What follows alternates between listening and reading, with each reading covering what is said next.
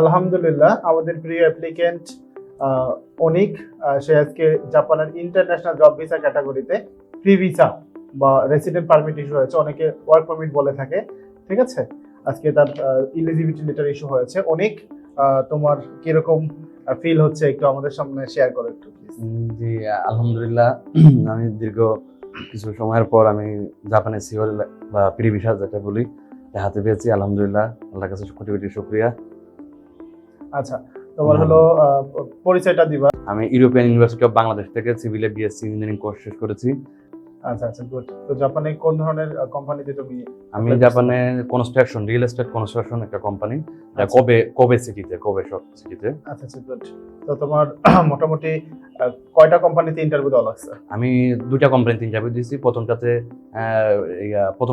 দ্বিতীয়টাতে আমি সিলেক্ট হই এবং খুব দ্রুততার সাথে আমি মোটামুটি এই কোম্পানিতে তোমার হচ্ছে বেসিক স্যালারি কত উল্লেখ করা আছে ডিমান্ড লেটারে? আমার ডিমান্ড লেটার বেসিক উল্লেখ আছে ৯০০০ yen per day. ৯০০০ yen per day. আচ্ছা আচ্ছা। আর ৬ মাস পর থেকে ১০,০০০ ইয়েন।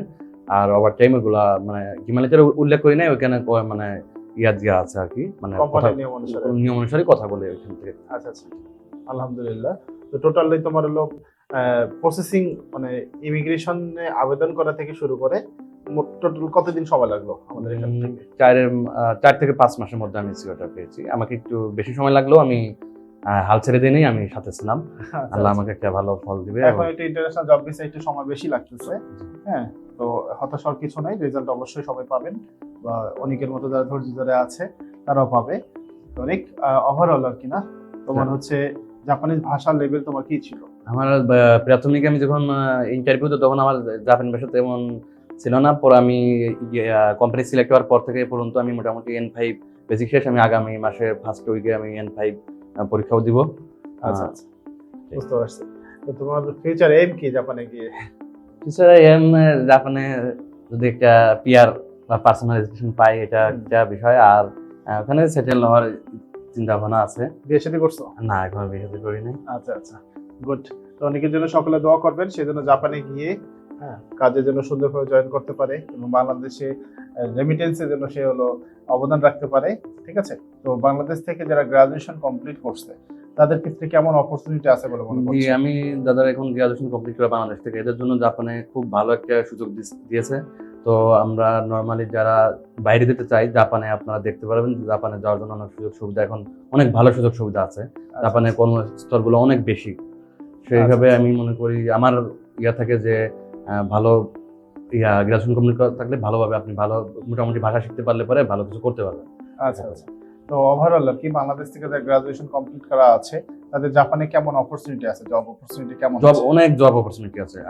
আমি ফার্স্ট অফ অল দুইটা কোম্পানিতে ইন্টারভিউ দিয়ে আমি এখানে রেওয়া আইটি কনসালটেন্সিতে দেখছি একটা কোম্পানিতে ইন্টারভিউ দিয়েও কোম্পানি সিলেক্ট হয়ে গেছে। তার মানে বোঝা যাচ্ছে যে ওদের কর্মস্থল অনেক।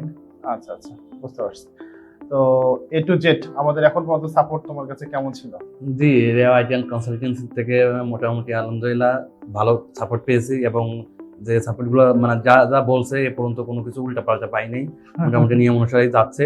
হয়তো একটু টাইম বেশি লাগছে বা লাগতে পারে, এটা ইমিগ্রেশনে অনেক বিষয় টিষয় থাকে, এগুলো ছাড়া আমি অনেকে তো ব্যাড রিভিউ দেয় আমাদের নামে। ব্যাড রিভিউ স্যার, যে ব্যাড রিভিউ দিবে স্যার, সেই ব্যাড রিভিউর মধ্যে থাকবে স্যার, তার চিন্তা ভাবনা ব্যাডই থাকবে স্যার। সবকিছু মিলে খারাপ ভালো মিলে খারাপ ভালোটা হয় স্যার। এটা অনেকেই স্যার বলে যে সময় বেশি লাগে, স্যার যা যা থিঙ্কিং যাবে না, কিন্তু সময় বেশি লাগবে। সব কাজে সব জিনিসের সময় বেশি লাগবে। সময়টা বাইরের বিষয়, ইমিগ্রেশনের বিষয়, দুইটা কান্ট্রির বিষয়, তো সময় বেশি লাগবে। জি, তো জাপান সম্পর্কেও ভালো ধারণা নিয়েছো, প্রসেসিং সম্পর্কেও ভালো ধারণা নিয়েছো, বিধায় তো জাপান যেতে পারছি। জি স্যার, এটাই বড়। ঠিক আছে, অনেকের জন্য দোয়া করবেন, সামনে তার এম্বাসি বেস রয়েছে, যেন আল্লাহ তাআলা সামনের বিষয়গুলো আরো সহজ করে দেন। হ্যাঁ, সেগুলো জাপানে যেতে পারে, তার জন্য দোয়া রাখবেন। Thank you so much. আল্লাহ হাফেজ।